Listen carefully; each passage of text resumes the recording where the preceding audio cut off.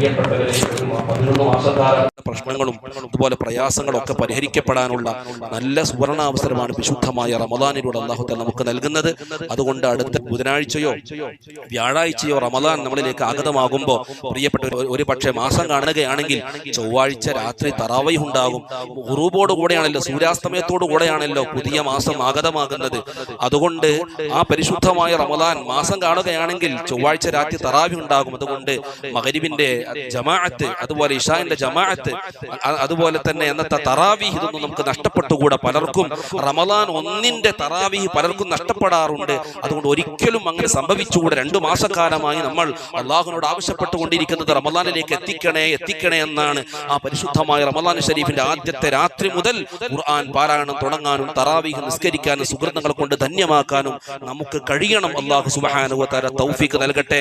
ചില ഇടങ്ങളിലൊക്കെ ഇപ്പൊ 2-3 വർഷങ്ങളായിട്ട് ചില ട്രെൻഡ് വർദ്ധിച്ചു വരികയാണ്. റമദാന്റെ രാത്രിയിൽ ആണുങ്ങളും പെണ്ണുങ്ങളും ഒക്കെ നോമ്പ് തുറന്നിട്ട് പിന്നെ ഒരു പുറത്തേക്കൊരു പോക്കാണ്. ഇപ്പൊ പുറത്ത് പല കഫകളും മറ്റൊക്കെയായിട്ട് വൈവിധ്യങ്ങളായ ഭക്ഷണങ്ങളാണ്, പാനീയങ്ങളാണ്, കുടിക്ക് സർബത്ത്, അങ്ങനെ തുടങ്ങി പല വ്യത്യസ്തമായിരിക്കുന്ന പേരുകളിട്ട് അത് കുടിക്കാൻ വേണ്ടി പോയി. സുബ്ഹാനല്ലാഹ്, തറാവീഹില്ല, ഖുർആൻ പാരായണമില്ല, വെറുതെ പരിശുദ്ധമായ റമദാന്റെ നല്ല നല്ല മുഹൂർത്തങ്ങൾ വെറുതെ സ്വറ പറഞ്ഞ് കളഞ്ഞു കുളിക്കുന്ന ഒരു ദയനീയമായ സാഹചര്യം ഇപ്പൊ സംജാതമായിട്ടുണ്ട്. ഒരിക്കലും നമ്മളതിനെ പ്രോത്സാഹിപ്പിക്കാൻ പാടില്ല.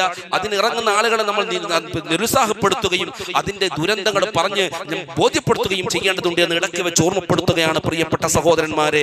പരിശുദ്ധമായ റമദാന്റെ ആ ഹുർമത്തിനോട്, അതിന്റെ ബഹുമാനത്തോട് ചേരാത്തൊന്നും നമ്മിൽ നിന്ന് ഉണ്ടാവാൻ പാടില്ല. അല്ലാഹു സുബ്ഹാനഹു വ തആല എല്ലാം കബൂലാക്കട്ടെ. പരിശുദ്ധമായ റമദാൻ ശരീഫിനെ വേണ്ട വിധത്തിൽ സ്വീകരിക്കാൻ, ഉപയോഗപ്പെടുത്താൻ തൗഫീഖ് നൽകട്ടെ ഇൻഷാ അല്ലാഹ്. നമ്മുടെ പള്ളിയിൽ എല്ലാ വർഷവും വിപുലമായി നോമ്പ് തുറ സംഘടിപ്പിക്കപ്പെടാറുണ്ട്.